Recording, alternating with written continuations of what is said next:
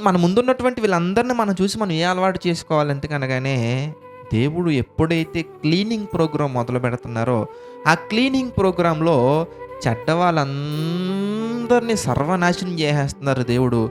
మంచి వాళ్ళందరిని రక్షించుకుంటూ వస్తున్నారు దేవుడు. ఇవి సండే స్కూల్స్‌లో గాని, లేదంటే గనక ఎక్కువగా మాట్లాడుకొని మనిషికి దాని యొక్క ఇంటెన్సిటీ, దాని తీవ్రత అర్థం అవ్వట్లా. ఎక్కువ సార్లు చూసామనుకోండి చార్మినార్‌ని ఏమనిపిస్తది ఇంతకి?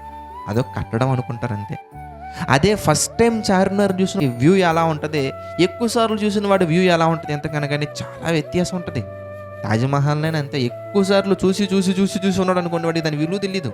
అంటే ఒక కట్టడం చారిత్రాత్మకమైన కట్టడం గురించే కాదు, చరిత్ర కూడా అలాగే తయారైంది.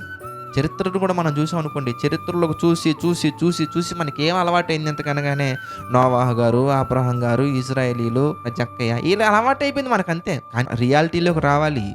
సండే స్కూల్‌లో వాతావరణం నుండి బయటికి రావాలి మీరు. ఆ వాతావరణం నుండి బయటకొస్తేనే చాలా విషయాల పట్ల